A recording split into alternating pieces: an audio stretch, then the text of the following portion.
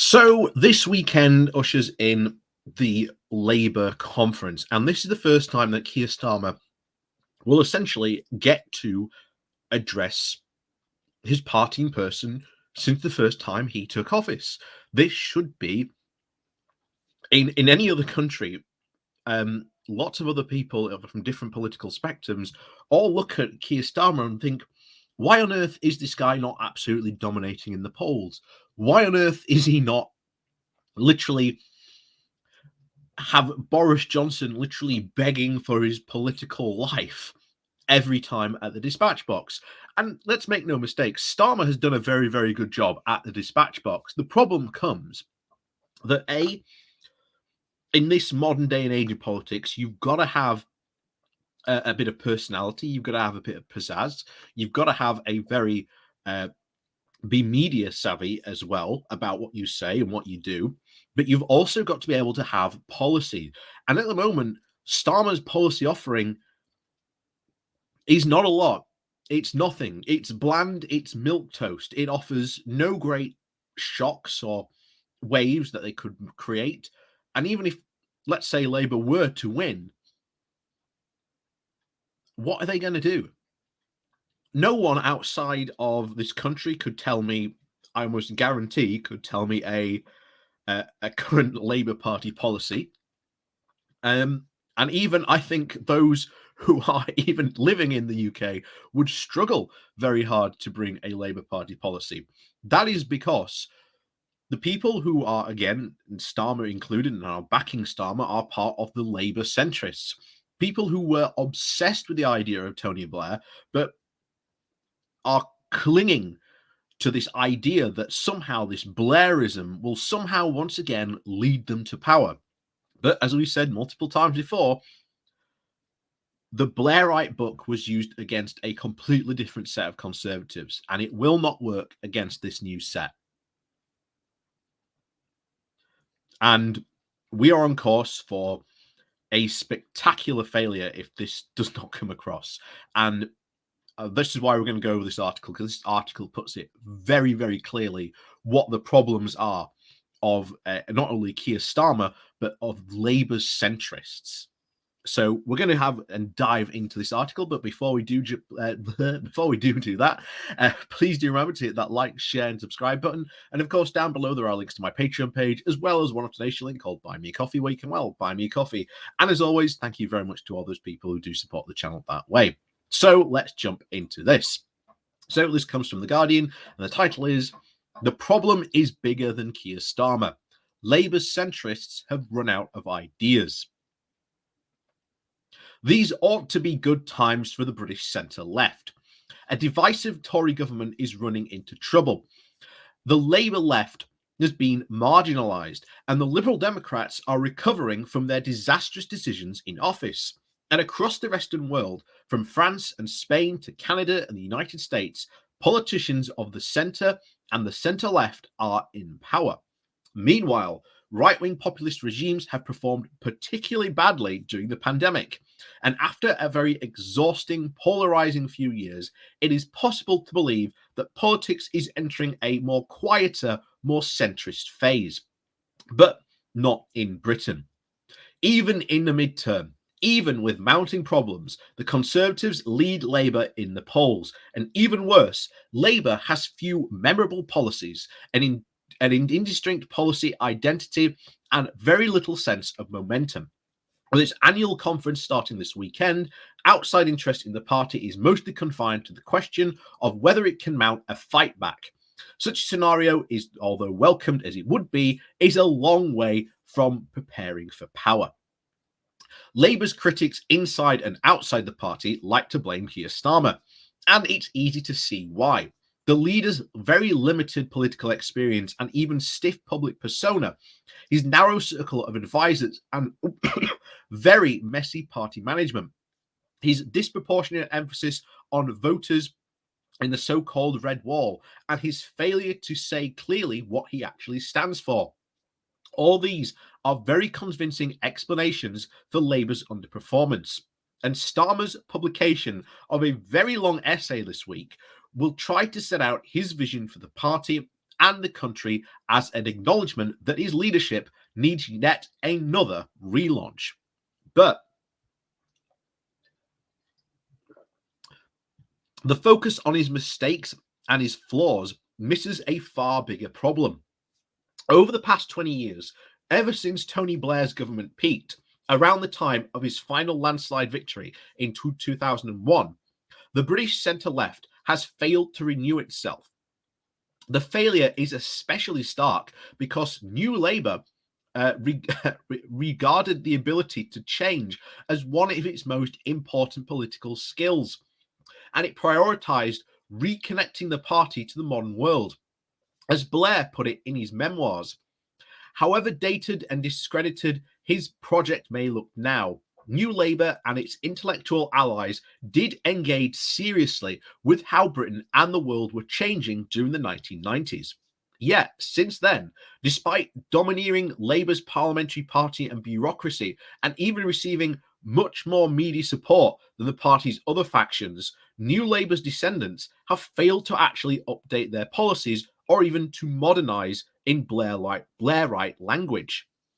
Instead of coming up with new and compelling ideas to address big contemporary issues, such as accelerating problems of capitalism, the rise of identity politics, and even the sharp diverging economic interests of the young and old, Labour centrists have turned inward. Rather than also seeking to understand and shape society, they have become increasingly fixated on the shaping of their party. This week, Starmer announced a very much surprise plans to change how Labour elects its leaders and makes policies and reselects its MPs. I should add to this that those plans have been extremely watered down. They are still going to the floor, although be it very watered down, but there is very little chance that these changes could make it through. All of which would reduce the influence of party members. The plan seems to be an unstable attempt to try and weaken the left, which is still strong in the membership. But equally striking is their introspectiveness. While the worst Tory government for decades runs amok, Labour is fiddling with its rulebook, creating a controversy that threatens to become the main story of the party conference. There is something of a perfectionist and self-defeating about this centrist desire for control. Since Blair stood down in 2007, 3 of Labour's former leaders have come from the centre-left: Starmer, Ed Miliband and Gordon Brown. Yet, all 3 have been criticised by New Labour's purists, including Blair himself, for not being centrist enough. As it was with Thatcher and her remaining disciples after her ejection from office back in 1990, no one who heads the party after the great leader is ever seen quite as good enough. Jeremy Corbyn's leadership was also treated by the centrists at the time for infighting, rather than for reflecting on the fact that his rise was a symptom of centrist problems. Much of his inability to speak for the young, and on the rare occasion the centre left did prevent an alternative vision, the leadership challenge to Corbyn by Owen Smith in 2016, and the breakaway from Labour by the Independent Group in 2019, the absence of fresh policies was incredibly telling. This contrasted with the profusion of plans for government produced by Corbyn's advisors and the shadow cabinet. This policy gap proved too much for many voters at the 2019 election. But even then, Corbyn's vote was still bigger than Blair, Brown, and Miliband had ever won in 2005 and even 2015. The collapse of Corbynism hid at the continuing decline of the Labour centrism. Starmer's essay does show some awareness that the centre-left needs to change. Compared with the very clever but euphemistic manifestos produced by New Labour, his language is blunter and his critique of the status quo harsher. He writes about completely rethinking where power lies in our country. There is also new emphasis on rebalancing the relationship between workers and employers. Starmer seems to appreciate that Britain is much more unequal and more troubled than during the Blair era, and that he and the kind of modernist economic reforms New Labour promised and enacted will no longer be enough. even if he doesn't often specify what a Starmer government would do instead. And there are few equally blatant concessions to radicalism in another ambitious centre-left document being published this week, titled Rebuilding Labour and the Nation, from the think tank Progressive Britain, a new incarnation of the old Blairite organisation Progress. Behind its standard centrist claim that Labour can win by appealing to, quote, the soft Tory voters, the report also recommends that the party make a very bold offer on the environment, to appeal to voters on the Labour left, who have been flirting with the Green Party. Until now, Labour centrists have been completely assumed that such voters had nowhere else to go. But anyone hoping that the centrist left is finally modernising shouldn't get too excited. Much of Starmer's essay and Rebuilding Labour is devoted to the weary, familiar centrist themes. The need for the party to be patriotic and pro-family, to value community and people who work hard, and to be tougher on crime.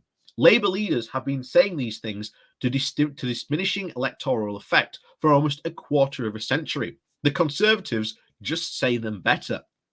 The essay's one big idea, however, is the contribution society, a rather clunky phrase for the Britain that Starmer wants to create, where every adult is both a contributor to and a beneficiary of a partnership between socially responsible businesses and a protective state and a vibrant local democracy. It's quite a somewhat appealing vision until you think for a moment about just how far removed it is from reality. Britain is full of competing interests, and to say that it can't be otherwise is either naive or a deliberate evasion to try and appeal to the broad range of voters as possible. Under Blair, this sort of centrist talk was a sign of confidence. Under Starmer, it feels like an increasing desperation. And I have to agree with what has been said here. I just can't not agree with it. This is what we've been seeing and saying for the longest time here. Even when I said I joined the Labour Party back at almost the start of this year. We are almost have a political and policy dearth where it's so hard. I would love to talk about Labour policies on this channel. I really, really would, but I can't because even I, someone who is in the party and can't even tell you what political policies are. I can tell you the policies I would like to see, and of course, I'd definitely like to see again a wealth tax brought in. I'd like to see again into the Green New Deal a lot of emphasis put into decarbonising the British steel industry, which would help massively in this country. Far more investment poured into again up in the north and in these post-industrial towns to get them reworking again.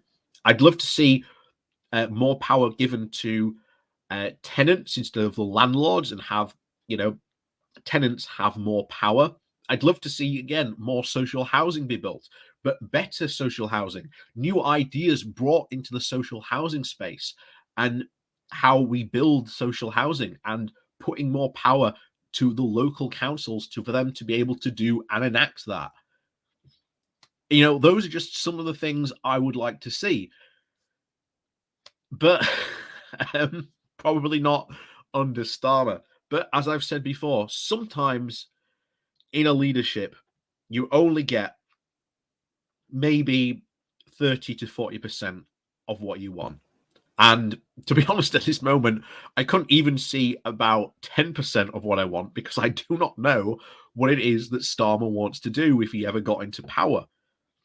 And without that, we are completely and utterly listless. The centre left, as a lot of people are, I think, saying at the moment, this really is the last chance that the centre left and the Blairites have to try and prove that they can create a winning formula.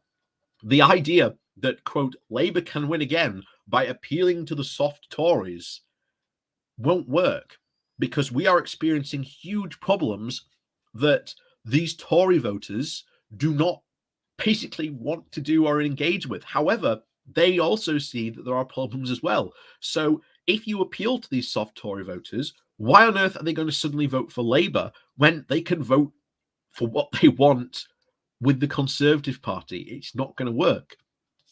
Now, a Green New Deal, again, would be fantastic. I've said about decarbonising the British steel industry. Even the Green Party is not talking about that. That could be, again, something that's very popular with, again, the Labour left.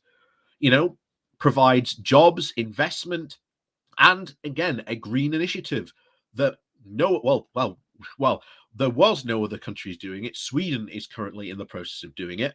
So we have ways we can do it, but we have to be ambitious. And I think Ed Miliband was right when he came out and said when he was leader, he wishes he had been far more ambitious. Well, I'll tell you now, Ed Miliband as when he was Labour leader looks far, far, far more ambitious than Keir Starmer is doing. Keir Starmer seems to be completely timid and very, very politically timid about making any real decisions or any policies that might rock the boat. So with that, like I say, thank you very much for watching. Please do remember to hit that like, share, and subscribe button. And of course, down below there are links to my Patreon page and a one-off donation link called Buy Me Coffee, where you can buy me coffee. And as always, thank you very much for watching. And